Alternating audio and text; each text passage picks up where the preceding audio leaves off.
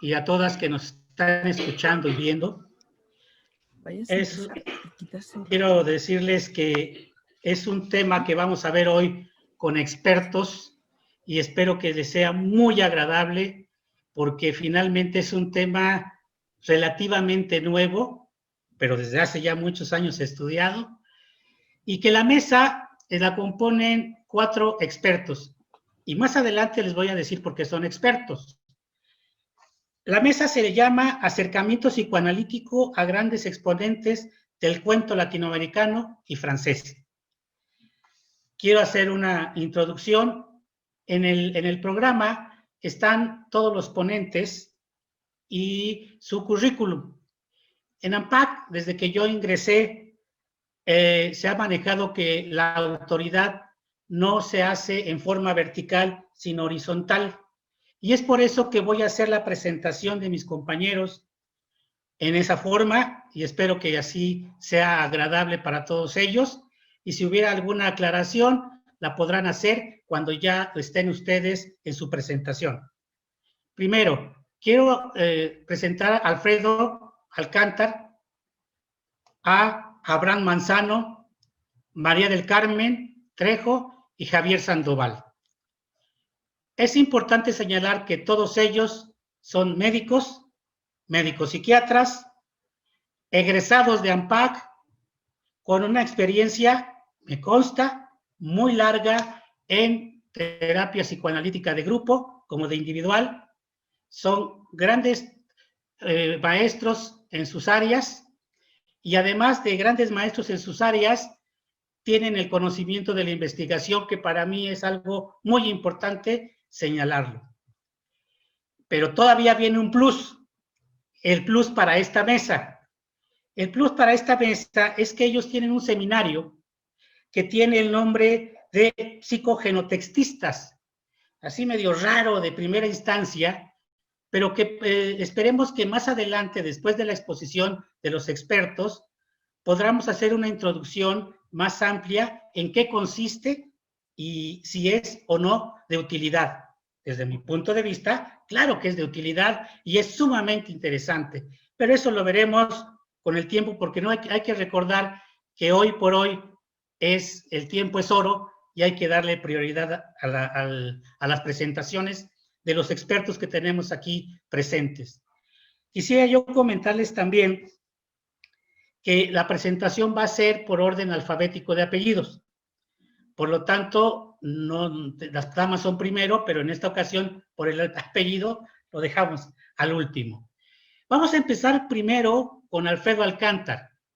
Con el tema de Alfredo Alcántar se llama Lubina, Realidad e Imaginación.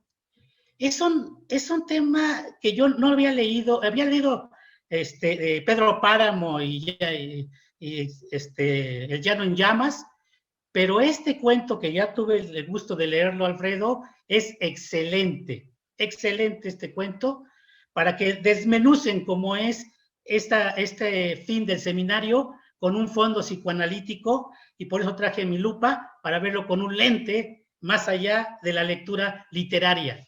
Entonces, va a exponer Alfredo este cuento y adelante, Alfredo. Tu micrófono, Alfredo. Tu micrófono.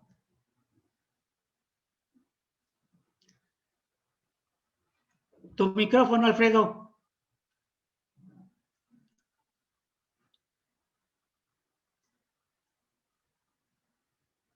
En el extremo inferior izquierdo hay una cámara y un micrófono. En el micrófono debe de estar la cruz. Nada más señálalo y se quita. Mientras, Alfredo ya está. Iba yo a hablar de Rulfo, que es muy interesante, pero ya va a empezar Alfredo y le damos prioridad al experto.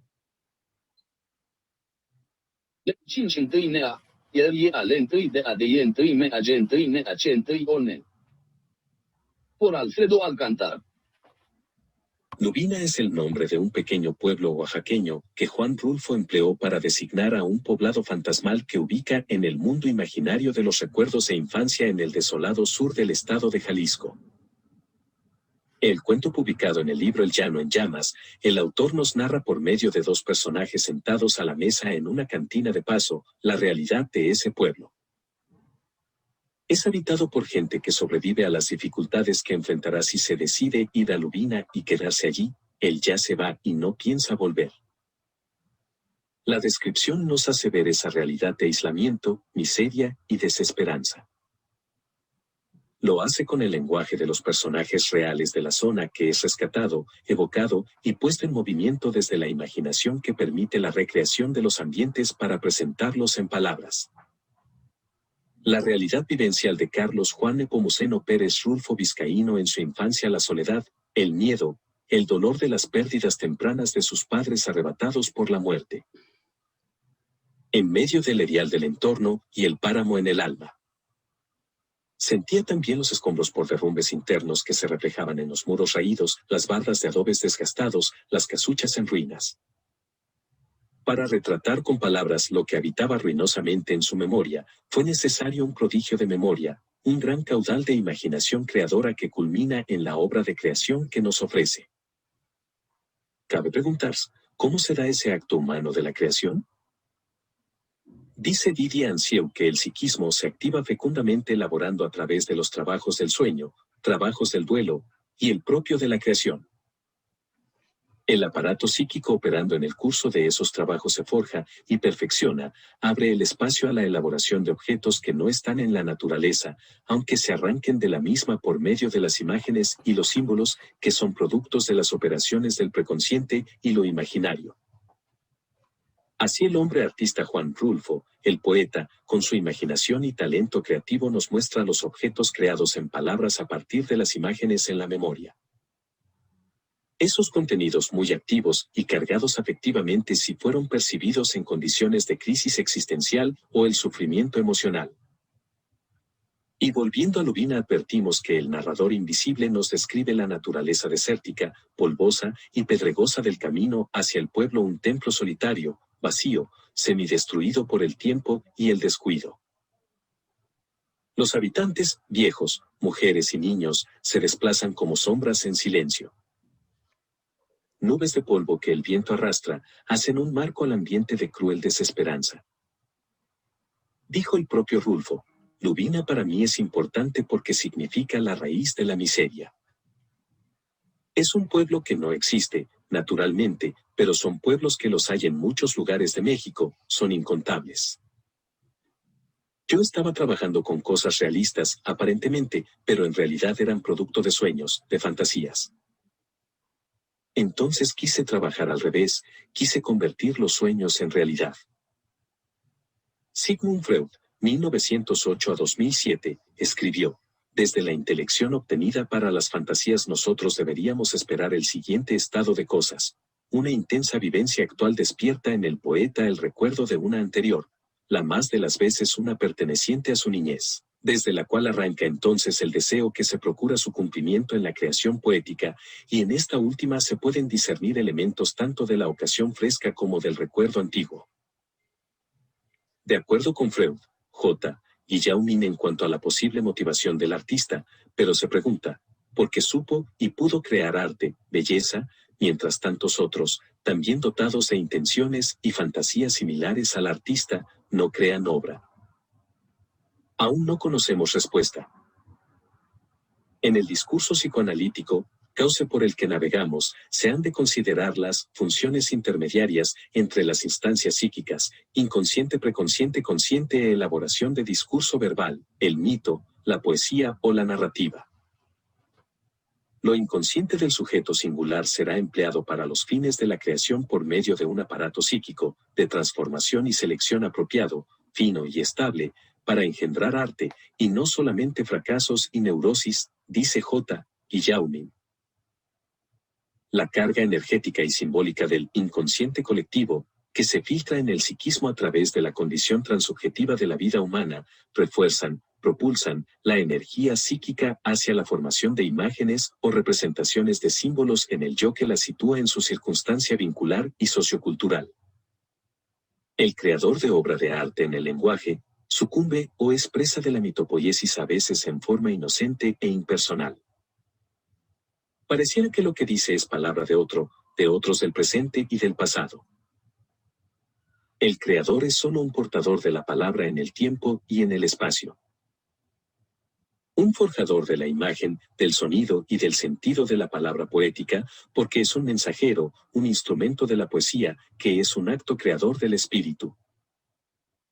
Ese proceso mitopoético es estudiado por René Cass en su trabajo de la clínica grupal psicoanalítica, se origina y desarrolla en las funciones intermediarias del aparato psíquico para elaborar y sublimar las pulsiones básicas y transformarlas por la palabra en la palabra y con la palabra en los profundos significados compartidos por el patrimonio común del lenguaje.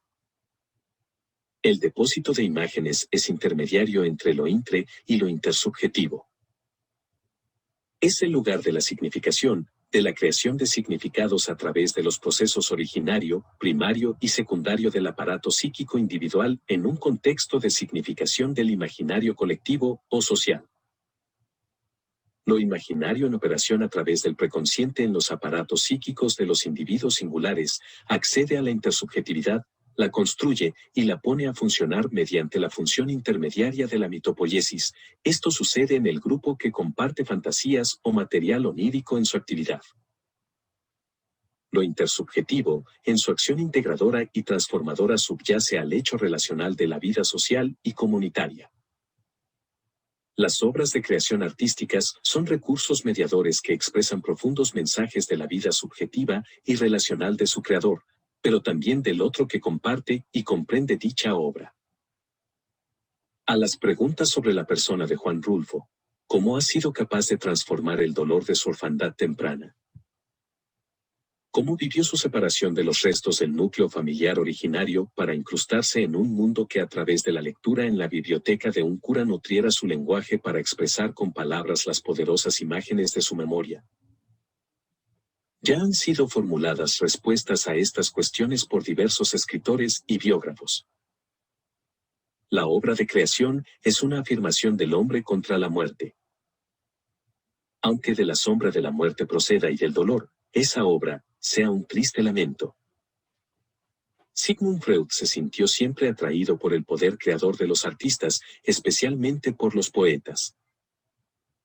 Y dijo que el artista es, originalmente, un hombre que se aparta de la realidad porque no se resigna a aceptar la renuncia a la satisfacción de los instintos que la realidad exige en primer término, y deja libres en su fantasía sus deseos eróticos y ambiciosos.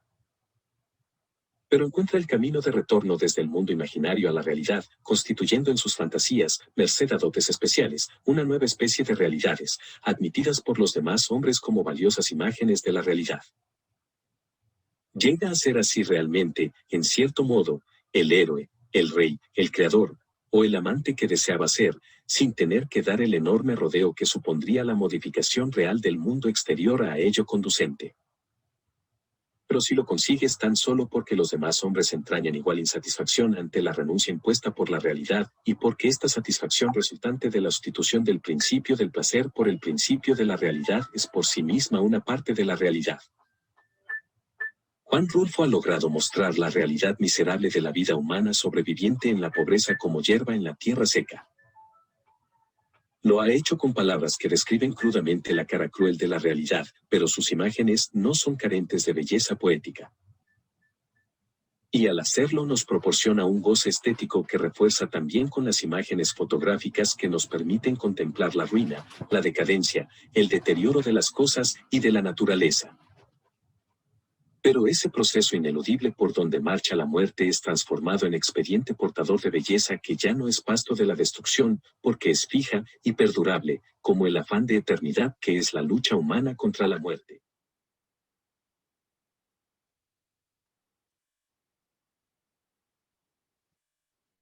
Es cuanto, Dante.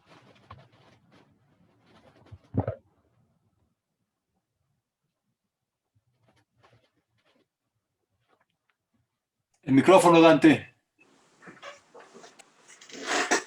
Gracias, Javier. Yo soy el coordinador.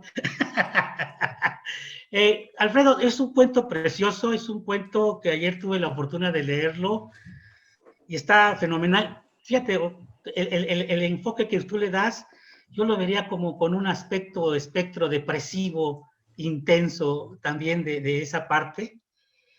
Y no me quiero ir antes de continuar el programa con que el famoso Juan Rulfo tiene un nombre muy largo. Entonces, si lo viste, Alfredo, es Juan Nepomuceno Carlos Pérez Rulfo Vizcaíno. Y en el argot literario, Juan Rulfo. Muy buena selección de tu cuento, de tu exposición. Y seguiremos con el programa para que al final tengamos un diálogo entre ustedes y luego con el público que nos está viendo y escuchando. Como segundo punto, tenemos a Abraham Manzano, otro queridísimo amigo, y que este grupo que están ustedes viendo es gente experta, ¿eh? Ahorita les voy a decir después, porque ese es lo bonito de este grupo. Es gente experta, no es gente que me gustó y lo voy a escribir, es gente estudiosa sobre este tema, sobre esta área, y creo que vamos a sacar provecho en esta mesa para poder disfrutar este momento que estamos en el Congreso. Abraham va a hablarnos sobre lo ominoso freudiano en los cuentos de las hortensias, de Felisberto Hernández, un uruguayo, ¿es así, Abraham? El micrófono, Abraham, te pasó igual que a mí. Sí, así es uruguayo, ¿no? Excelente el tipo, ¿eh? Sí. Bueno, adelante, bueno. Abraham, eres todo oídos. Sale. Mira, este análisis es el resultado de varias discusiones de esta novela en el taller de AMPAC, el que tú presentaste. El autor, Feliciano Felisberto Hernández Silva, es hijo de madre uruguaya y padre español de Tenerife. Él inicia sus estudios de piano a los 7 años de edad con un maestro local. Por cosas de dinero, a los 16 años tiene que trabajar y trabaja tocando el piano en cafés, en un café muy famoso de Uruguay que se llama el Café Mercedes. Y la parte, anécdota interesante es que él musicalizaba películas mudas, ¿no? Cuando recordemos que el cine sonoro empieza en México en 1931 con Santa, y entonces él era que estaba con el piano. No sé si él o alguien iba relatando lo que escribía y decía la película. Bueno, tiene una etapa de música dando recitales y recitales de su propia creación. Casa cuando tiene 23 años, se divorcia 10 años después, y en una de estas parejas que tuvo fue una espía rusa, que por el nombre yo creo que en realidad era española, pero que trabajaba para la KGB. Comienza a escribir a los 23 años de edad, pero desde 1947 hasta 1960, él toma esta madurez y es donde él tiene los cuentos más interesantes a los que etapa a la que pertenece este cuento de las hortensias. Él ha sido calificado por sus críticos, como inclasificable, ni mágico, ¿no? Ni mágico, ni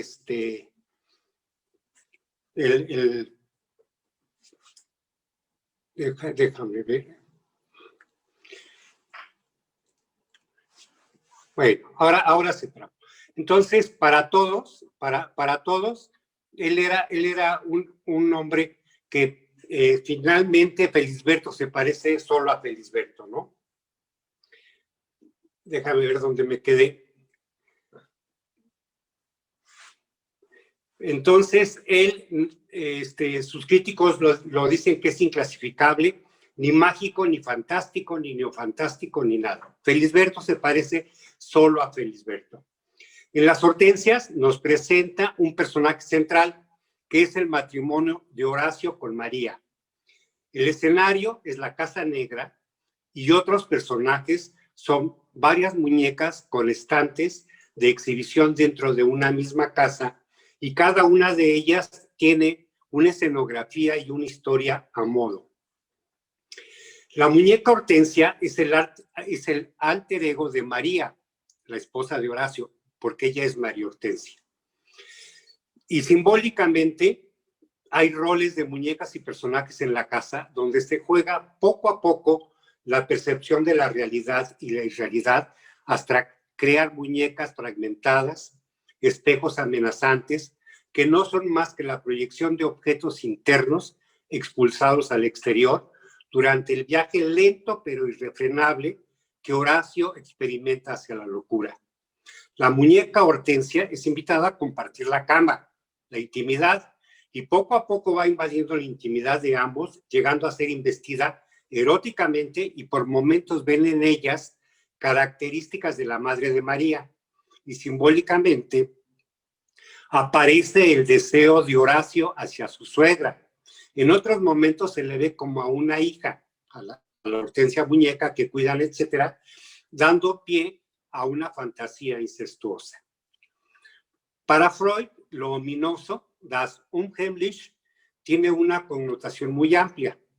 Lo que me llama la atención desde el inicio en la obra de Freud es el esfuerzo de Freud por definir la palabra ominoso en alemán, y a partir de ahí hace una comparación o una traducción del significado de la palabra en distintas lenguas.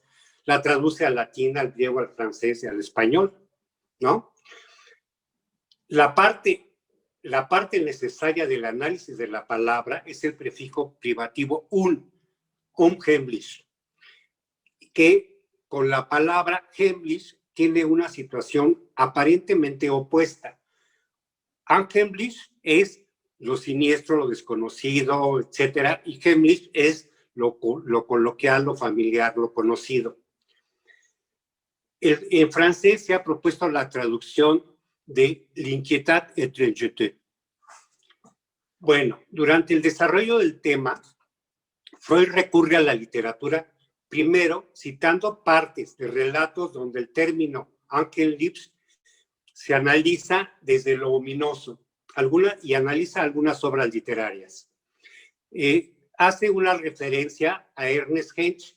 Ernest Hensch fue un psicólogo que estuvo hablando de este tema y tuvo avances tanto en psiquiatría como en psicología en relación a lo ominoso, a lo terrorífico. Y dice Hensch, uno de los artificios literarios consiste en dejar al lector con la incertidumbre de si una figura determinada que tiene entre sí es una persona o un autómata. Y también Freud citó el sentimiento que despierta en esta parte de impresión, la epilepsia y la locura, Freud en página 227. Y nos trae relatos infantiles clásicos como El hombre de la arena, que no tiene tanta presencia en nuestra cultura, pues el hombre del costal de arena es un hombre que le extrae los ojos a los niños y se los lleva a sus hijos que están en el bosque. Ahí los ojos sangrantes son devorados por sus hijos, quienes son descritos unos sujetos con una cara con una forma de pico. Habla de Olimpia, de los cuentos de Hoffman, que es una autómata que al ser mirada a través de determinados lentes se le ve hermosa, cobra vida. Cita Freud en relación a esto. En cambio, la experiencia psicoanalítica nos pone sobre aviso que de dañarse los ojos o perderlos es una angustia que espeluzna a los niños y pervive en el adulto, y Freud lo liga al miedo, a la castración. Respecto a Hoffman, Freud lo ve como el típico exponente de lo ominoso por su cuento Los elixires del diablo. Yo también lo compararía con El entierro prematuro de Edgar Allan Poe. Menciona el origen de la función del doble, Freud, en su artículo, comentando el trabajo de Otto Rank, donde analiza el papel del otro en el reflejo del espejo y con la sombra del espíritu tutelar, la doctrina del alma y el miedo a la muerte. Y esto lo maneja a través de la desmentida y el temor al sepultamiento del yo. Eso son palabras de Rank. Este fenómeno queda implícito en las novelas por las mellizas y por la dinámica que se establece entre el protagonista Horacio y los espejos, hablándonos de la escisión de Horacio como un indicador de psicosis, la escisión del yo. Freud hace un análisis del carácter ominoso, de recurrencia en actos cotidianos, repetitivos, que pueden ser casualidad, y entonces él habla de que cuando se tienen los malos deseos, ay, ojalá que se queme tu casa, y pasa, ay, ojalá tengas esto, y le pasa. Eso lo ve como ominoso, sin embargo, tiene una dimensión particular. Por ejemplo, habla de la envidia, del mal de ojo, etcétera. Bueno, analiza Freud obras en donde se describen despedazamientos de cuerpos, una mano arrancada cobra vida y lo liga a la interpretación del miedo a la castración. El miedo a ser enterrados vivos es un ataque de catalepsia que el psicoanálisis, dice Freud, el psicoanálisis entiende como un sentimiento de concupiscencia, de retorno al vientre materna o lo ominoso de la psicosis en su inicio.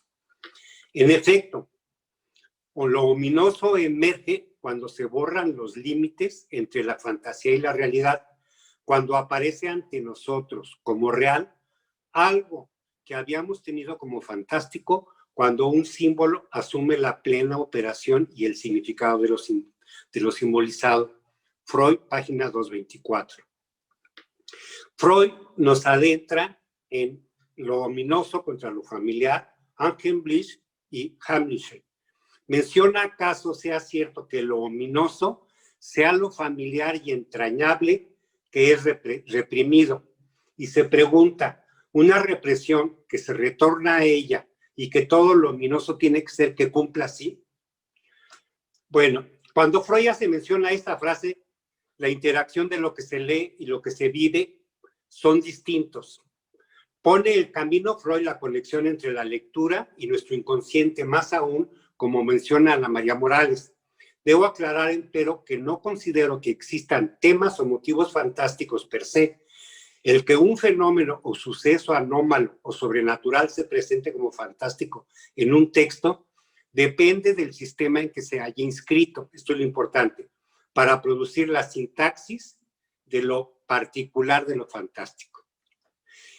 En esta sintaxis de lo ominoso no es necesario solo que regrese del inconsciente por debilitamiento de la represión y censura, sino que además debe tener una vivencia extrema entre lo real y lo irreal, con una consecuencia confusionante por falla de la prueba de la realidad, y que sea inevitable la llegada de lo terrorífico amenazante. Pongo, por ejemplo, el temor a ser enterrado vivo, que Freud lo interpretó como el deseo concupisciente del retorno al vientre materno. Pero lo verdaderamente ominoso, por ejemplo, es cuando Joaquín Pardavé despierta en un ataúd y debió presentar la confusión y ausencia de la prueba de realidad que está pasando y que se enfrentaba a una muerte inevitable. Así, en el cuento de las hortensias, Horacio vive lo verdaderamente ominoso cuando se da cuenta que de manera inevitable, ante la fragmentación y su muerte psíquica, como las muñecas fragmentadas, en el miedo a reconocerse en el espejo, no fue porque estuviera poniéndose negro, sino que estaba yendo hacia la psicosis como destino innegable. Esa es la verdadera parte ominosa. Hasta ahí, Dante. Muchas gracias, Abraham. Es un libro, o sea, un cuento que también tuve la fortuna de leerlo, y está medio con cosas psicoticonas, Abraham, está bastante interesante este cuento, y gracias, Abraham. Las preguntas, como lo había comentado, lo dejaremos al último para poder tener más tiempo de escuchar sus comentarios y tener más tiempo de ver otras opiniones diferentes. Pero vean cómo este grupo de los psicogenotextistas van desmenuzando la literatura con un ojo psicoanalítico y ver el inconsciente. Sí se puede ver, Estoy convencido que sí se puede ver. Y aquí lo están demostrando estos expertos. A continuación tenemos al Javier. Muy buenos días. Contigo hay un libro buenísimo que también tuve la oportunidad de leerlo, Javier. La culpa es de los tlaxcaltecas, de Elena Garro. Es paisana mía, a pesar de que murió en Morelos, es paisana.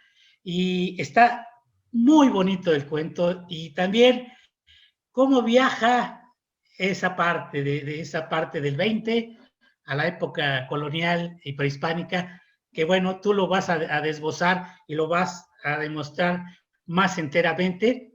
Te doy la palabra para que puedas seguir adelante, Javier. Gracias, Dante. Bueno, pues el puro título, ahorita que hablaba Dante del inconsciente, el puro título, la culpa es de los tlaxcaltecas, de Elena Garro, nos invita a contactar el inconsciente. Claro, de alguna manera, los que somos mexicanos sabemos que ese título nos impacta en el inconsciente colectivo y creo que no resuelto. Por eso veo la relevancia de este cuento. Es un cuento en donde se vierten muchas de sus inquietudes históricas, antropológicas, literarias y experimentales, mostrando un juego magistral de los tiempos, entrelazando diversas épocas, realidades, escenografías y vínculos, con lo que logra transmitirnos un lenguaje onírico, surrealista, sobre nuestra realidad mexicana. El relato organizador y el principal del cuento versa sobre una pareja de mediados del siglo XX, residente de la Ciudad de México, y en donde Pablo, el marido, se encuentra involucrado directamente con la presidencia en turno. En este caso, Laura, una esposa atípica para las figuras del poder que para entonces gobernaban el país, en lugar de conducirse como la dama que acompaña al funcionario en todo el recato, encanto social y disponibilidad que se esperaba de una mujer de ese periodo de nuestra historia, resulta que es la esposa incómoda. Se encuentra más bien interesada en otros menesteres, en otro amor, en toda la historia que traemos transgeneracionalmente todos los mexicanos. Al otro amor de Laura, su verdadero amor, nunca se le puede ubicar de manera fáctica, de manera real, en una persona particular del mundo. Se trata de una persona etérea, parte familiar, parte indígena, parte representante del pueblo mexicano, desprovisto de oportunidades durante el siglo XX. La relación de pareja que se puede ubicar dentro de la realidad en la narrativa del cuento es con su marido, a quien se le puede ubicar como mucho más con un vínculo simbiótico con su madre. Ellos sí se encuentran sintonizados en la dinámica de la burguesía mexicana, quienes muestran la necesidad de mantener el poder y olvidar cualquier señal del pasado mexicano, el de los indígenas y de los conquistados por extranjeros. En el franco racismo y clasismo que pronuncia la suegra de Laura, se puede ver la pesada losa que cargamos los mexicanos cuando a no poder integrar del todo nuestro pasado indígena se le tiene que denostar, despreciar y humillar para mostrar lo lejos que nos encontramos de ese pasado considerado indigno para los herederos del criollismo mexicano. La figura mítica fantasiada por Laura se trata precisamente de un indio. Su aparición, cualquiera que sea la manera que lo hace, incomoda la vida de los adinerados. Resulta imposible capturarlo por su presencia etérea. Hace su presencia en una mezcla de alucinación, rememoración histórica y figura arquetípica del imaginario mexicano que nos muestra lo presente que se encuentra en todos nosotros, lo negado que se encuentra en la cotidianidad de los herederos del poder mexicano del siglo XX. El esposo, este marido nuevo, no tiene memoria, no sabe más que las cosas de cada día, dice precisamente la protagonista de su esposo. Se enoja de esa presencia nebulosa que distrae a su esposa, de sus deberes como esposa de un político, de comportarse como debería de comportarse. Se encuentra confundido porque no logra asir la presencia del indio, porque no tiene memoria, tan solo puede ver los rastros del pasado, de innegable vitalidad como son las gotas de sangre del indio en su casa. Pablo representa al mexicano contemporáneo disociado que al convalidarse interpersonalmente con tantos otros mexicanos, se mantiene esa parte de nuestro origen en un conflicto que se niega a ser resuelto, con dificultad para resolver las contradicciones y frustraciones de la historia oficial, quedando impávidos por no saber ni poder buscar en nuestros respectivos inconscientes y sobre todo en el inconsciente colectivo. Ese otro amante, que es el mismo prehispánico, pero que también es contemporáneo e igual de etéreo, parece tratarse de un indígena que aparece oníricamente en un viaje que hace la pareja con la suegra a Guanajuato y a Michoacán, en donde Elena Garro se traslada a nuestros mundos alternos cuando trae a la pareja que realmente buscaba la protagonista, debido a que ella sí mantiene como parte de su identidad esa otra vida que sí le tocó vivir cuando todavía la urbe era Tenochtitlan. Su pareja era aquel guerrero que trataba de pelear para no caer ante la invasión española. La eterna pregunta que siempre nos hacemos, pero que siempre negamos por su imposible respuesta: ¿cómo es que un puñado de españoles pudieron conquistar el imperio azteca compuesto por millones de indígenas, incluyendo a toda Mesoamérica? Pregunta taladrante cuando en la cotidianidad mestiza revivimos las consecuencias transgeneracionales de un pueblo conquistado, humillado, dominado por espacio de 3 siglos por gobernantes extranjeros, ajenos, no comprometidos con el local, porque en el virreinato solo se entregaba cuentas y bienes a los españoles. Todo lo interno era para afuera. 12 o 13 generaciones de mexicanos supieron que todo lo que había en su propia tierra no era propio, era de otros que los dominaban. A la corona española, por lo tanto, se le temía y se le respetaba, pero al mismo tiempo se le veneraba porque eran los poseedores de la religión, incorporada después de las múltiples órdenes y misiones que con varias estrategias se acercaron a los indígenas, generándose una paleta de emociones que tanto nos han dificultado que acomodemos los afectos en nuestro convivir cotidiano. Ante la falta de respuesta, parece que la propuesta de Elena Garro es una que todos tenemos en un común lugar en nuestros propios inconscientes. La culpa es de los tlaxcaltecas. Lo que tal vez parece ser un juego proyectivo a nivel nacional, canalizamos en ellos lo que todos nos sentimos. Traicioneros por continuar la admiración hacia lo hispano y no a lo autóctono. Desde una mirada histórica, se trata, por supuesto, de una afirmación anacrónica, cuando en aquel momento el reino de los tlaxcaltecas no solo era independiente de los aztecas, sino era su rival directo. Los habitantes del reinado de Tlaxcala se montaron en la ola ascendente de rebelión contra los que sí eran sus verdugos. Así, a manera de función fórica, Hernán Cortés supo apropiarse de las fuerzas de tantos años de resentimiento ante el malestar que generaban los aztecas en toda Mesoamérica. Y con esa fuerza y esa alianza se quedó finalmente con el dominio. La culpa es de los tlaxcaltecas. Pero más allá de la historia, la identidad de los nacidos en Hispanoamérica queda dividida por la pertenencia al espacio en que hemos nacido y en el que habitamos por una parte, mientras que por otra nos identificamos con los procesos culturales cotidianos que fue transferida de la península ibérica. El lenguaje, la religión y la cultura occidental que todos los hispanoamericanos llevamos dentro. Esa ambivalencia frecuentemente denegada, que desde el inicio nos hace identificarnos momentáneamente con los conquistadores para finalmente comprobar nuestro origen espacial americano, se trata de una historia cruenta, trágica, destructiva. La rica y extraordinaria síntesis cultural mexicana indudablemente tiene una fuerza multireferencial, pero mantiene fisuras que nos dificultan en nuestro propio entendimiento. Con su título, La culpa es de los tlaxcaltecas, Elena Garro muestra el ícono en donde el cúmulo de vivencias agresivas inmersas en 3 siglos de virreinato, generan una frustración compartida en el imaginario social que requiere una válvula de salida. Ellos no nos conquistaron. La culpa es de los tlaxcaltecas. Por eso, la figura morena, que en la imagen alucinatoria se encuentra en el siglo XX y en el proceso inconsciente, es la figura que conquista románticamente a Laura. Ella lo prefiere a él, negando el sometimiento a la figura de poder de su marido del siglo XX. Prefiere entregarse a ese valiente indio que luchará hasta la muerte para evitar que ella sea conquistada. Laura prefiere enloquecer y engañar delirantemente a su marido con el indio azteca que sí la defiende vehementemente de ella y del espacio denominado Mesoamérica. Por eso, cuando dice, lo voy a ir a buscar, ¿pero a dónde? Pregunta el marido.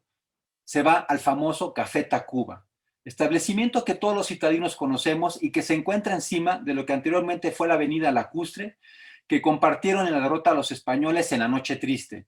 Y en la otra noche más triste, los aztecas perdieron finalmente y fueron derrotados por las tropas de Hernán Cortés. Allí va a buscar a su amado, muerto hace varios siglos, convirtiéndose en un vehículo doble para la subsistencia de su identidad no ultrajada y conquistada. Amar al que no es un mestizo ambivalente y venerar al héroe que no hubiera perdido contra los españoles si no hubiera sido porque otros de su mismo espacio mesoamericano e indígena, como ellos, no hubiera inclinado la balanza contra esa gran ciudad que en el cuento ya no se ve. Solo se ve ese zócalo silencioso de todos los mexicanos post-hispánicos. De la antigua plaza no queda nada. Laura se reconoce traicionera, se reconoce traidora, porque al engañar psicóticamente a Pablo, rezarse la tradición cotidiana, la traición cotidiana que todos los mexicanos llevamos encima contra nuestros indígenas, los del presente, los que llevamos heredados en nuestros propios genes, así como de nuestro propio inconsciente colectivo. Se siente juzgada por su amante indígena cuando describe el color claro de su piel, más parecido al de los invasores que a los defensores. Por eso insiste en buscar las respuestas leyendo a Bernal Díaz del Castillo. Mientras tanto, Pablo está unido simbióticamente con su madre, representante del matriarcado del criollismo, por lo que es incapaz de acompañar a Laura a esa búsqueda del interior. No puede generar un vínculo triádico con Laura, un proceso introspectivo le estorbaría para mantener el placer que le da mantenerse en un círculo hegeliano del poder. En un par de ocasiones se habla de Laura como la Malinche. No es casualidad que el término malinchista se mantenga como uno con tanta fuerza para provocar y evocar a los mexicanos una emoción muy intensa, pero con matices muy diferentes. Es con Nachita, la persona que asiste a la limpieza del matrimonio, con quien Laura puede hablar. Ella pertenece más cercanamente a los orígenes de nuestros indígenas marginados. Ella sí la entiende, ella sí la escucha y también puede ver al indígena que vaga por las ventanas buscando a su patrona, a Laura. A ella sí puede decirle una de las frases que Freud describe como represión. Todo se olvida, pero todo por un tiempo nada más. El problema de Laura, a mediados del siglo XX, se puede ver claramente cuando dice, hay cosas que no se pueden decir. Tú lo sabes, Nachita. Posteriormente le diría, he aprendido a no tenerle respeto al hombre. Nachita se encuentra a disposición empática a lo largo de todo el cuento y va entendiendo el proceso de Laura y va sufriendo, sin embargo, desde la perspectiva de Hegel, cómo es que es la gente que tiene que recibir el poder en contra de ella. En realidad, Nachita, quien expresa con toda claridad lo que está pasando a Laura, no pertenece a esta época ni a esa casa. Cuando Laura decide buscar ese otro amor, de ese origen, de esa pertenencia primordial, Nachita también resulta profundamente movilizada. Se da cuenta de que también tiene que cerrar el círculo de su actuación y seguir a Nachita a esa búsqueda de la nada desde la perspectiva de la realidad y esa búsqueda profunda del atrevimiento de la introspección.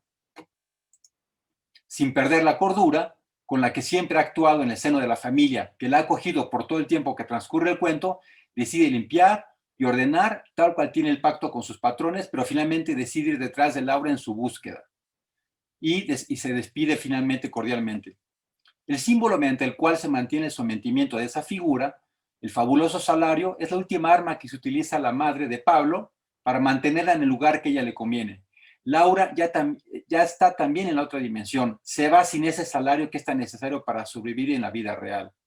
Pareciera que Elena Garro nos deja un antecedente de lo que hemos vivido recientemente, en lo que ha movido a la sociedad mexicana.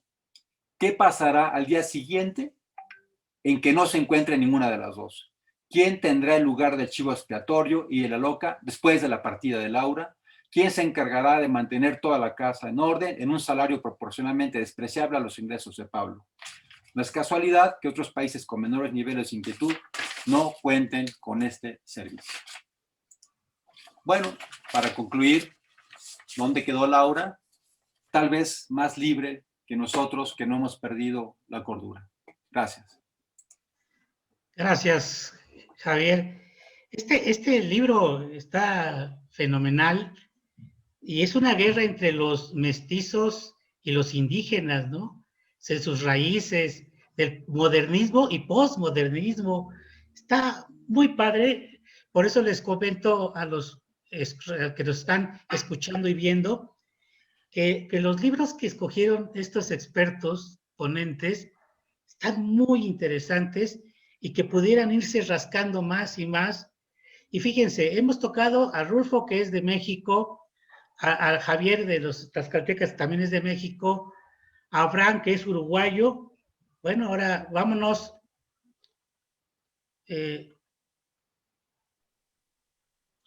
Vámonos con María del Carmen, nos vamos hasta Francia, Carmen.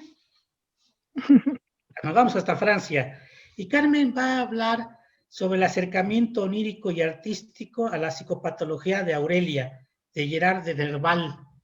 Es otro individuo raro, Carmen, rarito el hombre, terminó su vida muy violentamente. Ayer fue la última lectura que tuve del escrito de este autor. Igual se puede darle una desmenuzada con un enfoque psicoanalítico, como ustedes lo hacen excepcionalmente en su grupo de estudio. Adelante, Carmen. Muchas gracias. ¿Sí se escucha? Sí se escucha. Sí. Bueno, pues Aurelia la escribió Gerard de Nerval, que efectivamente, como dices, Dante es un autor francés. La escribió en 1854. Es importante. Esta obra es única. No se puede comparar con ninguna otra. Por medio de ella, encontró las puertas a través de las cuales entró al mundo del inconsciente. Va describiendo con gran riqueza en el uso del lenguaje las relaciones que existen entre la razón y la locura, la vigilia y el soñar. Es considerado como el más intenso y profundo de los textos en prosa de Nerval, en donde el tiempo real y el tiempo psíquico se confunden y entrelazan para reflejar la parte invisible del mundo y de la persona que soy.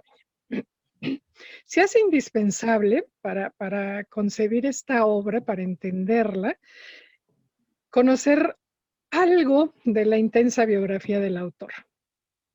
Gerard de Nerval nació el 22 de mayo de 1808 en París. Su madre murió cuando él tenía 4 años, hecho trascendente en su vida. Es muy probable que de ella haya heredado su condición mental. Su padre fue médico. Gerard de Nerval estudió medicina, pero no concluyó.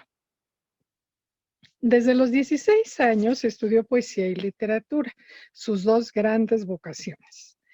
Tradujo el Fausto de Goethe a los 20 años de edad. En 1834, a los 26 años, recibió una herencia de su abuelo. Derrocha el dinero al tomar malas decisiones en inversiones. Y ya veremos después como la verdadera razón de esto. En 1841, a los 33 años, lo detuvieron por ir desnudo caminando tras una estrella que lo guiaba al oriente. En otra ocasión, lo vieron caminando y atada a un cordón azul una langosta a la cual paseaba. Se enamora de Jenny Colón, una actriz inglesa, quien muere en 1842, y Gerard de Nerval sufre una profunda depresión. Durante este periodo hace uso del cannabis, el alcohol, el opio y el hashish. Presenta un cuadro psicótico que requiere varios internamientos y la necesidad de recurrir a los escasos familiares que tenía para que lo cuidaran por algunos periodos. Fue tratado por el doctor Blanche, que es un personaje muy importante en la vida y de este autor. Y es justo esta experiencia la que se ve narrada de forma magistral en esta obra, Aurelia. El 1 de enero de 1855 se publica la primera parte de Aurelia y solo 26 días después, el 26 de enero de 1855, Nerval se suicida ahorcándose con su cinturón en el callejón de la Vieja Linterna, una calle de París, previo a haber escrito una nota de despedida a su tía. En su bolsillo llevaba la segunda parte de Aurelia, que se publicará ese mismo año. La nota que le escribió a la tía la víspera de su muerte decía, abro comillas, no me esperes esta tarde, pues la noche será negra y blanca. Cierro comillas. El arzobispo de París, fundándose en las declaraciones del doctor Blanche, le concedió sepultura cristiana pese al suicidio. Varios autores consideran que de Nerval pudo haber tenido enfermedad bipolar, ya que tuvo episodios depresivos muy severos en los que refería el sol negro de la melancolía, con ideas de culpa y de suicidio, alternada con episodios maníacos y alucinaciones megalomaníacas, en que creía, por ejemplo, que su papel era restablecer la armonía del universo. Hasta aquí la biografía. Esta obra trata sobre el amor sin esperanza hacia Aurelia, amor que se transforma en el destino del personaje joven que narra la obra. Este personaje lleva por nombre Gerard. El valor extraordinario que concede al soñar indica que las imágenes del dormir constituyen otra vida, pues en nuestro estado despierto, este mundo no se nos manifiesta en toda su extensión. Para Nerval, ambas realidades, diurna y nocturna, conforman nuestro ser. Veía en los sueños un medio de descubrimiento, no solo de uno mismo, sino de conocimiento de la realidad última, del inconsciente humano. Lo obtenido en sueños queda asegurado también para la vida despierta. Acordémonos que estamos en el contexto de 1854. Así el personaje Gerard, abro comillas, se pone en camino en dirección a una estrella cantando un himno que había oído en alguna otra existencia, esperando el momento en que el alma se separara del cuerpo. Continúa diciendo, entre penumbras y sombras, juego de luz y sueños, el espíritu soñoliento cae en un abismo, una corriente de metal fundido. Gerard, recluido en el hospital, dibujó, relató, e hizo versos sobre la historia del mundo, mezclada con recuerdos y fragmentos de sueños en donde las potencias naturales formaban y organizaban el universo, y es transportado a un planeta oscuro donde se debatían los primeros gérmenes de la creación. Surgen monstruos potentes y seres primitivos que se modulan según el tema divino. El personaje toca temas muy profundos como la decisión de la mente cuando pregunta, ¿quién era ese espíritu que era yo mismo y existía a la vez fuera de mí? Siento en mí dos hombres, un espectador y un actor, quien habla y quien responde. Dos enemigos, el bueno y el mal genio. Su vivencia es de angustia infinita. Se culpa. Abro comillas, había turbado la armonía del universo mágico, de donde un alma extraía la certidumbre de la existencia inmortal. Ahora estaba maldito por haber querido penetrar el terrible misterio, ofendiendo a la ley divina. Solo esperar su cólera y desprecio. Cierro comillas.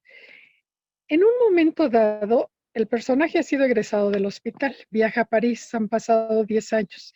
En la imagen de un espejo reconoce a Aurelia y le pide perdón por no haber logrado explicar el enigma fatal, el secreto de la vida, y afirma, la desesperación y el suicidio son el resultado de ciertas situaciones fatales para quien no tiene fe en la inmortalidad. En la búsqueda del perdón afirma, me había vuelto Dios y curaba. Deseaba quitar la corona a la Virgen para consolidar mi poder. Me parecía que mi papel era restablecer la armonía universal. Sometido a las pruebas de la iniciación sagrada, una fuerza invencible entró en mi espíritu. Una estrella ha brillado de pronto y me ha revelado el secreto del mundo, de los mundos. Esta obra fue terminada en 1855. Recordemos que Freud nace el 6 de mayo de 1856. un año después de la muerte de Gerard de Nerval, y que va a ser hasta 1900 que publique La interpretación de los sueños. Por lo que resulta sorprendente que en Aurelia se perfila con toda claridad la parte oculta del ser humano, el inconsciente, la importancia de los sueños, de los delirios, las leyes del inconsciente, la interpretación personal que da el soñante y la descripción de las imágenes oníricas de una forma poética y exacta.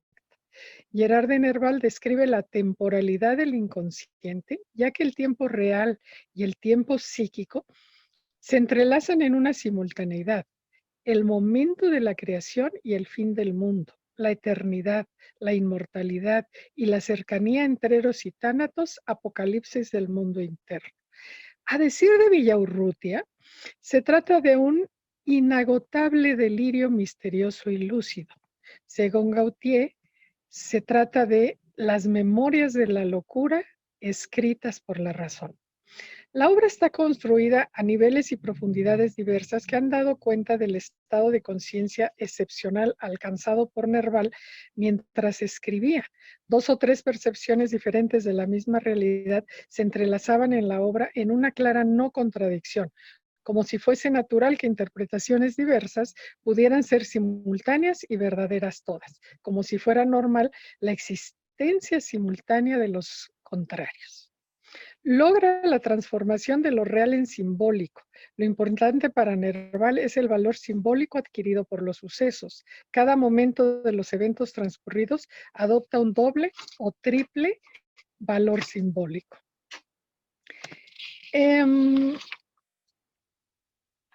Los cuidados que había recibido en ese internamiento,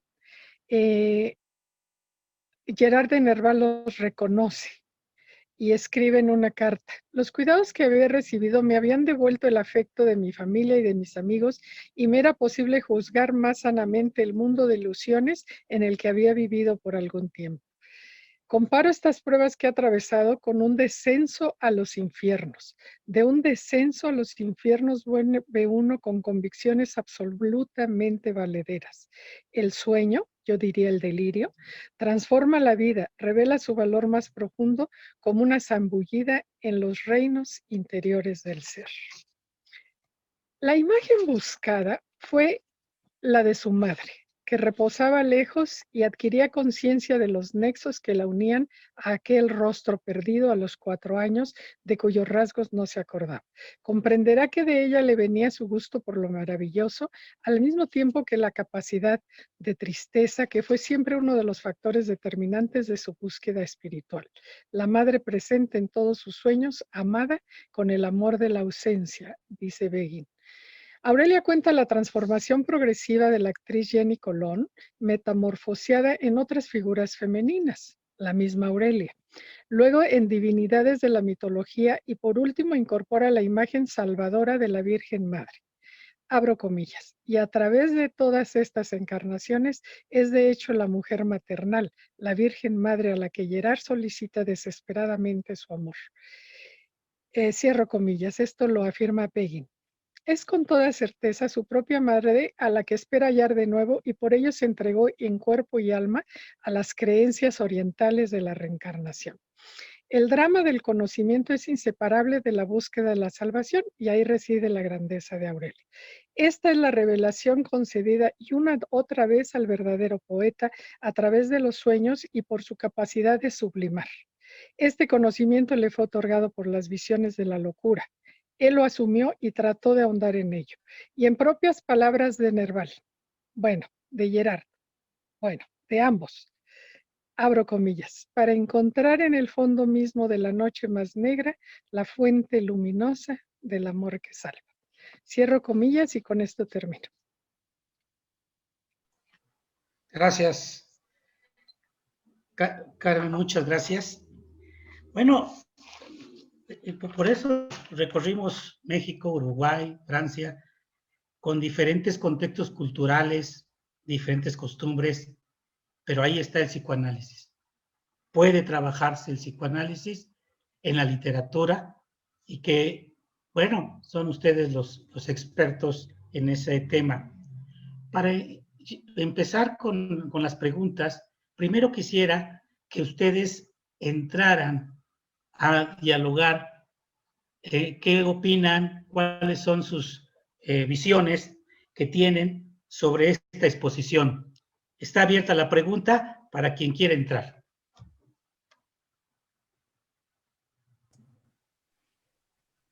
Bueno, a lo mejor a mí lo que me gustaría recalcar es que escogimos a 4 autores poéticos, genios, psicoticones, en el sentido de la forma en que funcionan, en donde podemos ver ese entrelazamiento entre la genialidad, la literatura, el psiquismo. Los 4 me parece que representan claramente lo que Jung hablaba sobre los artistas, en que son gentes que permiten que les compenetre todo el imaginario que traen de su pertenencia social. Los 4. Los 4 son espectacularmente originales en su manera de concebir las cosas. Y si los vemos como tal, si los ve un psiquiatra del DSM-5, los palomea, dirían, no, pues está psicótico, no sé qué. Cuando nos encontramos entre 4 genios de la literatura y de la profundidad humana. Alfredo, el micrófono, Alfredo.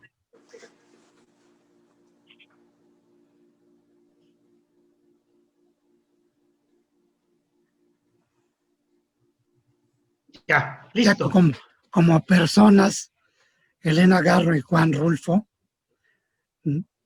se parecen porque eran personas muy ligadas a la bebida, a fumar y a beber.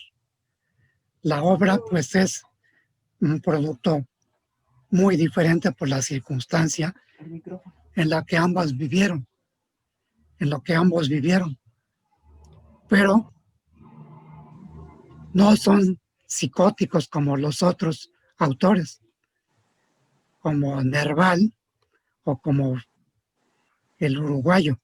Ellos estaban más hacia el borde de la psicosis.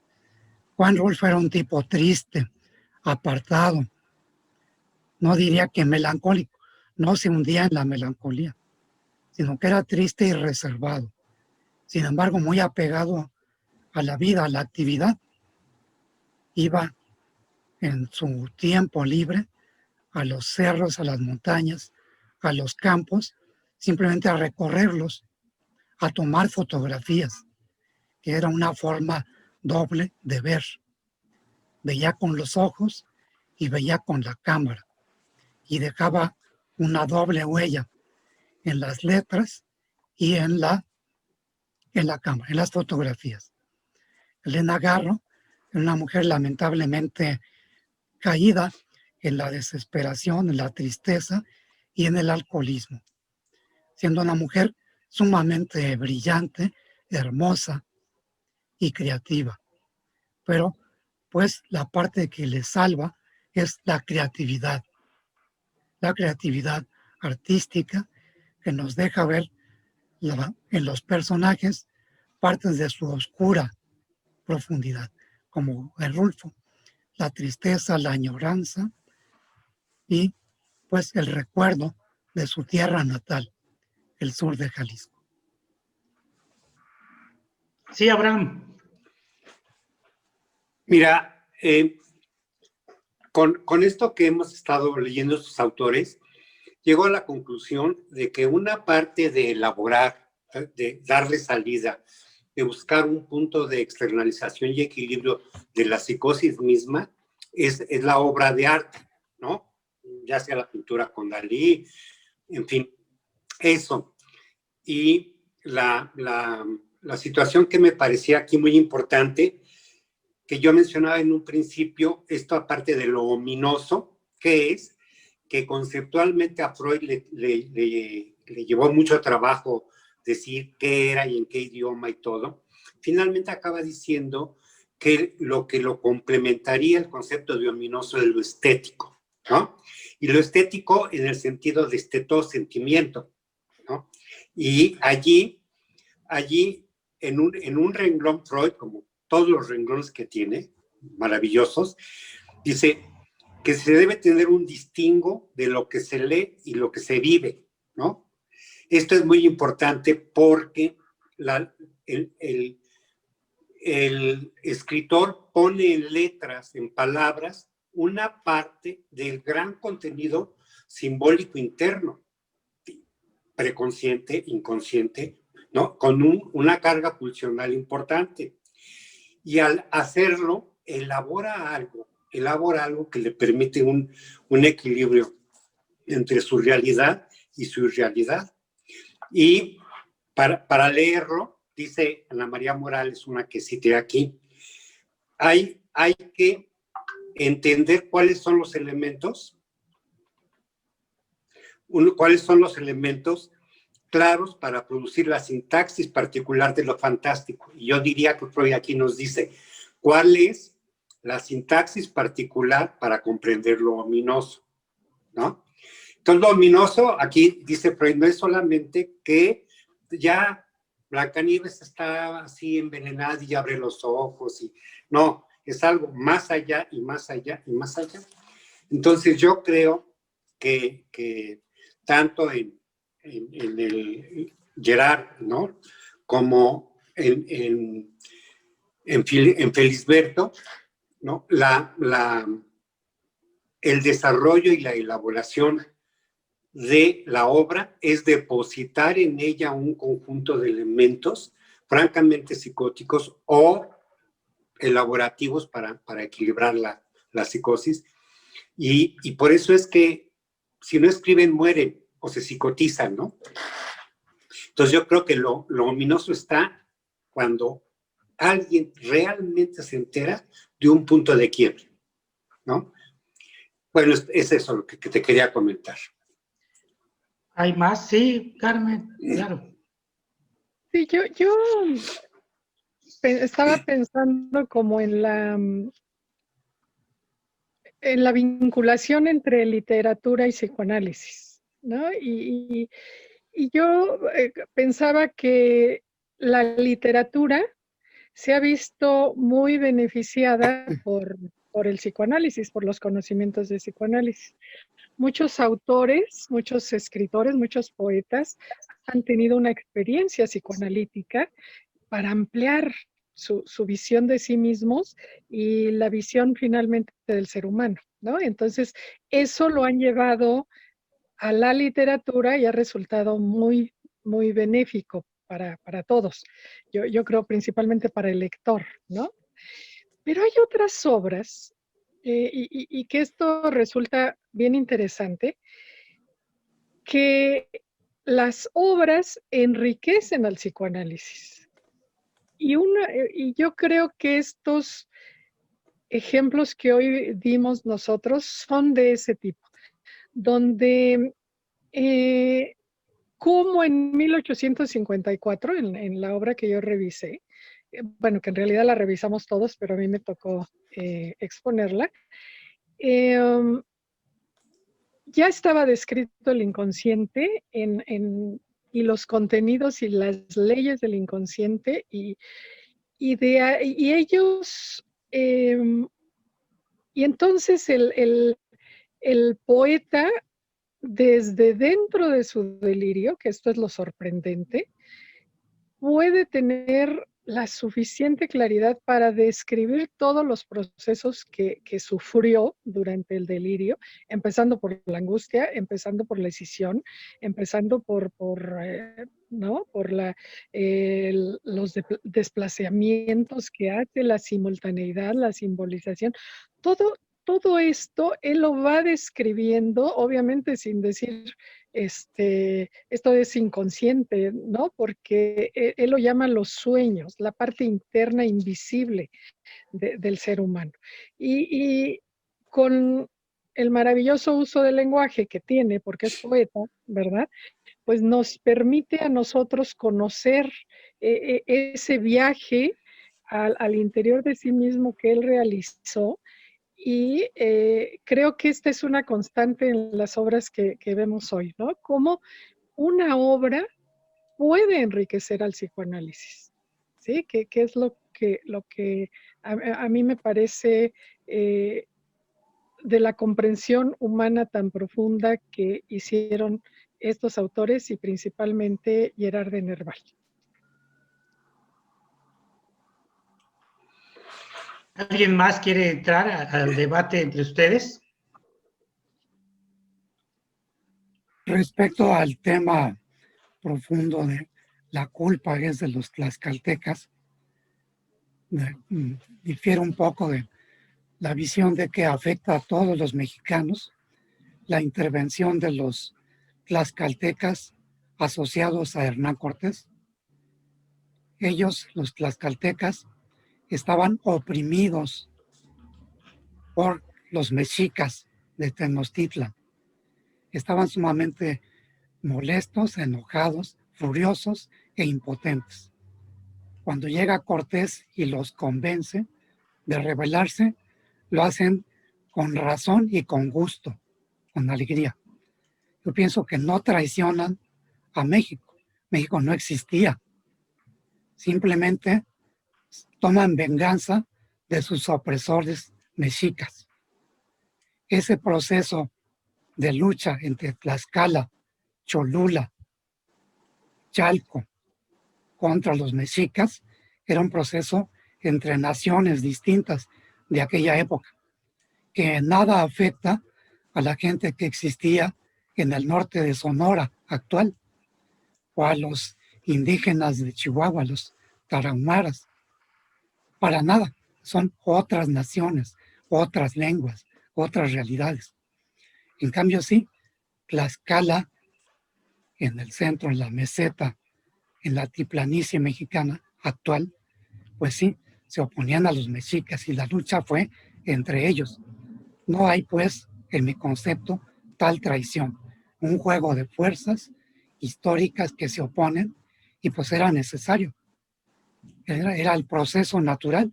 Ya Moctezuma lo presentía. Nos van a derrocar. El imperio está llegando a su fin. Pero no por los españoles.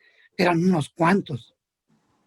No pasaba de 400, con 20 o 40 caballos. Eso no podían contra la gran Tenochtitlan. Era necesario, pues, asociar, vincular a las naciones adversarias, oprimidas y furiosas de los mexicas, que son las naciones del este de la gran Tenochtitlan. Ahora Puebla, Tlaxcala y parte del estado de Morelos. Bien, ese era como uno de mis comentarios. ¿Alguien más quisiera decir algo? Bueno, yo no soy el experto, ustedes lo son, me podrán corregir muy adecuadamente, pero con Alfredo Rulfo se ve claramente hermoso su descripción del espectro depresivo en esta obra, ¿no? Se ve como están las fotografías que tienes en la presentación en blanco y negro, ¿sí? O sea, todo solado, pero a la vez un eco de vida que todavía se escucha, pero no se puede distinguir, pero pinta totalmente esa parte depresiva. Con los toltecas a mí me da la impresión que es una guerra entre los indígenas y los mestizos. En esa, de la época prehispánica, la época del siglo XX, Adolfo López Mateos, etcétera, y toda esa época política, ya empieza esa parte modernista a pintar claramente, y con esa lucha parece que hay un problema de identidad, de no reconocer nuestros orígenes, y que eso conlleva a gran conflicto. Con Abraham es una obra bastante interesante en las muñecas. Abraham, veo cosas bastante raras, bastante proyectivas, de las partes perversas que todos podemos tener o tenemos, y ver cómo él lo puede describir bien en su obra. Y con Carmen, a pesar de que es un hombre psicótico, además de que está deprimido y se suicida, su expresar, su sentir es abierto, como que sus mecanismos de defensa son tan primitivos que fluye más fácilmente su sentir sin tanto defensa para ellas. No sé qué opinen ustedes de esta visión general de un espectador que soy un servidor con ustedes, expertos.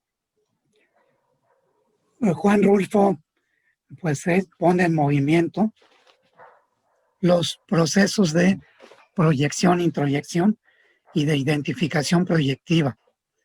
El campo que describe es tan yermo y tan páramo como el interno que él tiene en sí.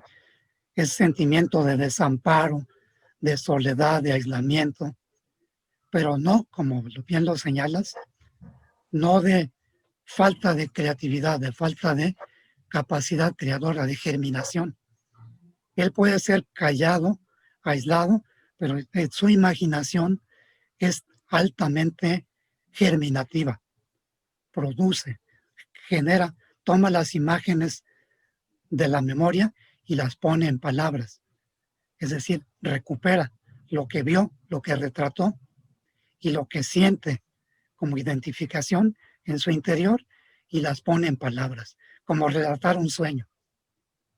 Esos son los cuentos del Llano en Llamas y la novela Pedro Páramo, Así como es. relatos de sueño de diferentes etapas de la vida y del recorrer de su autor, Juan Rulfo.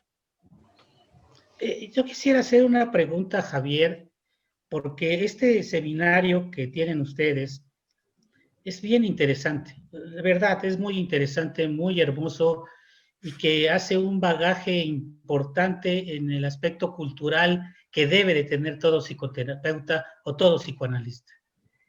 No sé, Javier, ¿cómo pudieras darnos una visión rápida por los tiempos de cómo se originó este grupo? Y dije expertos y le voy a decir por qué, repito, los expertos. Tienen ya 5 años haciéndolo. Y si tanto se está estudiando y haciendo, se hacen expertos. Por eso hablo la palabra de expertos. Sí, Javier, ¿cómo se inició este grupo? Bueno, si me escuchas, sí, ¿verdad? Sí, Sí. sí. Mira, todo empieza con este interés que teníamos nosotros de generar un espacio como de crítica, de análisis literario, en función de que la concepción creo que todos compartimos, ya ellos te dirán la que tienen personalmente, es de que si nos dedicamos a esto, a lo humano, al sufrimiento, en efecto creo que la vía que tenemos a través del psicoanálisis es una vía natural hacia conocer lo más profundo del humano y de lo inconsciente, a diferencia de otro tipo de terapias. Y en ese sentido, el psicoanálisis no podría existir si no hubiera habido toda esta comunicación con la antropología, la literatura, la historia. El psicoanálisis requiere de estas otras áreas del conocimiento y en ese sentido, no hacer este puenteo es empobrecernos como psicoanalistas. Me parece en ese sentido por eso obligatorio, ¿no?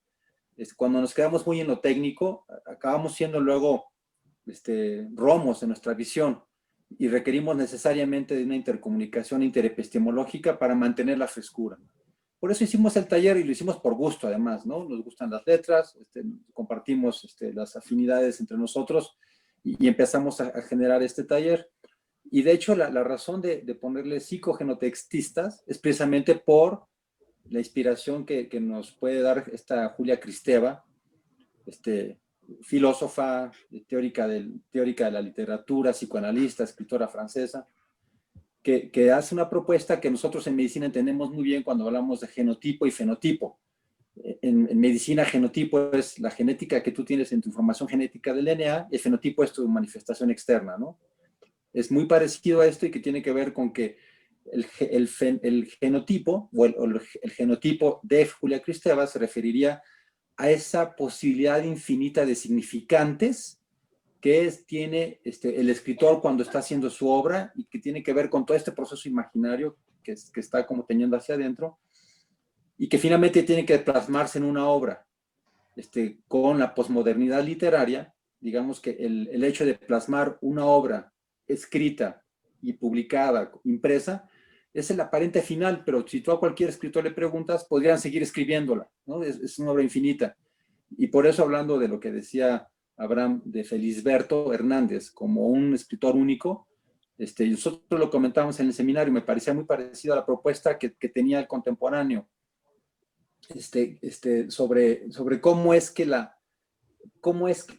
esta propuesta tan original hace que el lector tenga que ser un lector siempre continuamente salteado de tratar de ver nuevas posibilidades de interpretación. De tal forma que nunca termina, ¿no?, de escribirse realmente una novela, aunque sí se plasma y termina. Pero esa conclusión es el fenotipo, digamos, es lo que acaba concluido en un texto bien publicado, puede otra vez entrar en un proceso inmerso. Y como psicoanalistas, pues tendríamos cada quien nuestra propia interpretación y cada una enriquece. Claro, con herramientas, ¿no? Porque también hay que tener las herramientas para poderlas analizar, pero cada uno enriquece, y yo creo que eso es lo que ha sido muy rico de nosotros, que llevamos muchos años enriqueciéndonos entre nosotros y no dejamos de enriquecernos. Todas estas obras ya las vimos en seminario y las podríamos volver a ver y nos volveríamos a enriquecer, cada quien una nueva lectura y con un nuevo planteamiento que haríamos cada uno de nosotros. Gracias, Javier. Y creo que no estoy equivocado en la visión que por qué les digo que son ustedes unos expertos. No creo estar equivocado. Hay unas preguntas, ¿sí? Una es para el doctor, ahorita me acordé mucho del doctor IQ. Arriba a mi derecha, aquí tenemos un caballero doctor. Hay una pregunta para ti, Alfredo. Sí. Sí, para el doctor Alcántar, la pregunta es, ¿cuál es el papel de la mitopoiesis en la constitución de los grupos humanos? La mitopoiesis, pues, es la producción del lenguaje, de lo imaginario puesto en lenguaje para comunicar entre sí en lo intersubjetivo, y esa intersubjetividad es lo que nos da la base de la cohesión grupal. Y el puente es precisamente el trabajo mitopoiético en lo grupal analítico.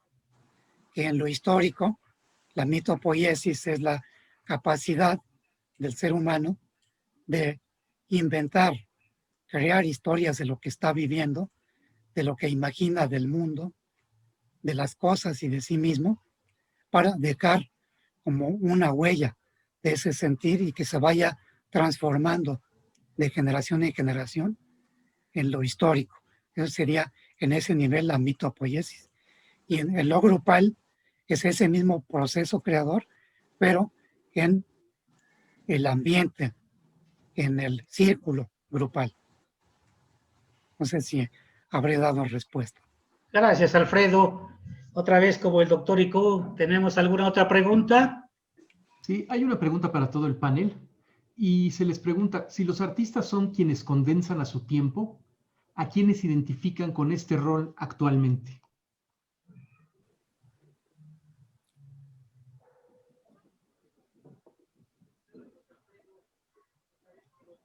Es abierta la pregunta para el panel. Sí.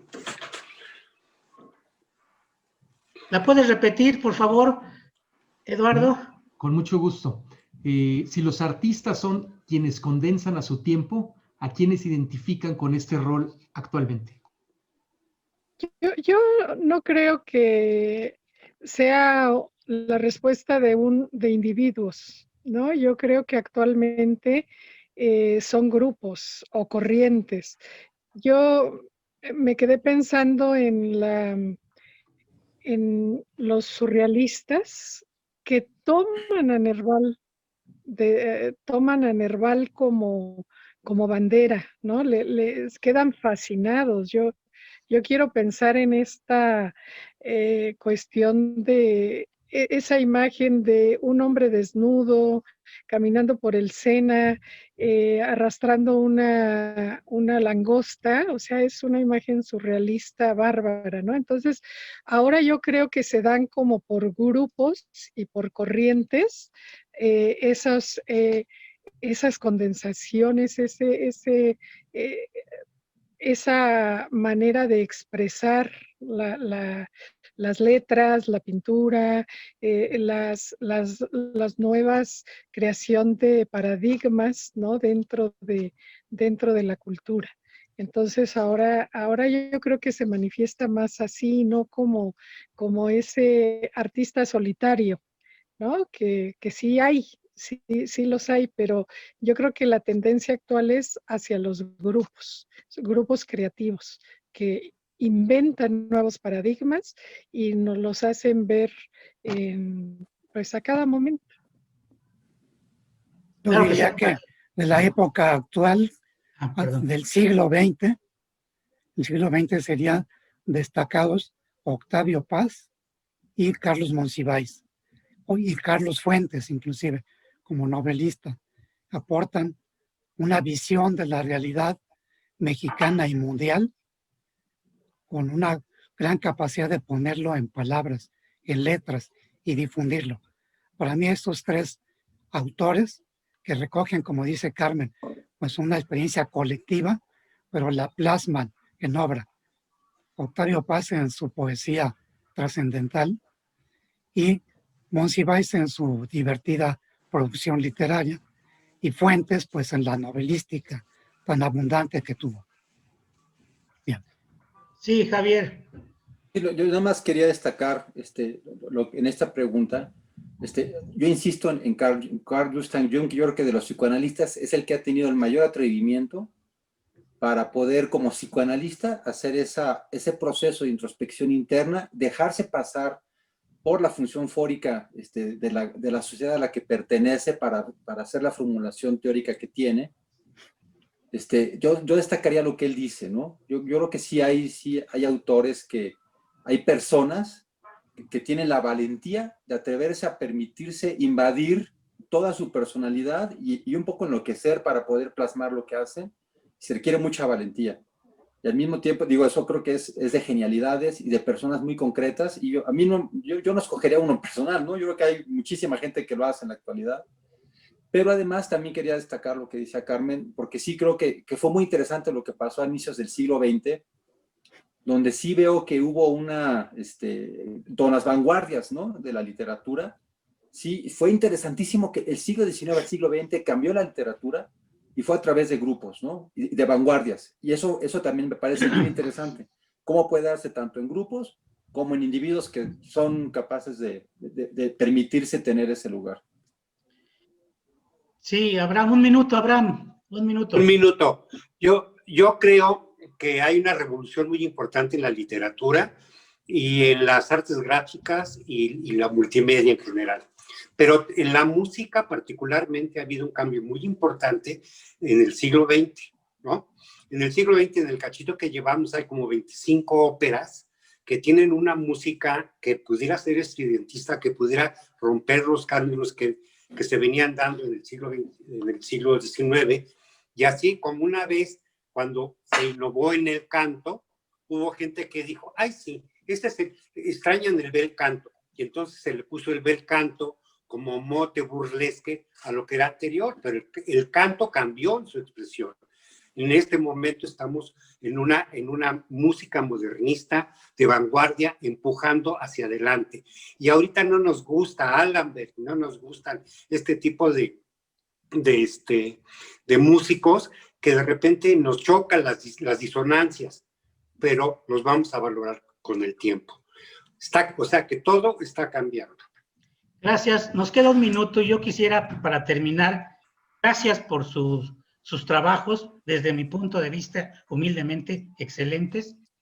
Y también quiero agradecer mucho a la organización del Congreso AMPAC, porque he estado en sus zapatos en el Congreso de la UIC, es muy pesado, muy desgastante, y lo han hecho en esta ocasión en forma excelente. Y doble reconocimiento, porque en esta época de pandemia y en esta nueva visión que nos lleva a verlo por vía videoconferencia, es otro reto y que los felicito.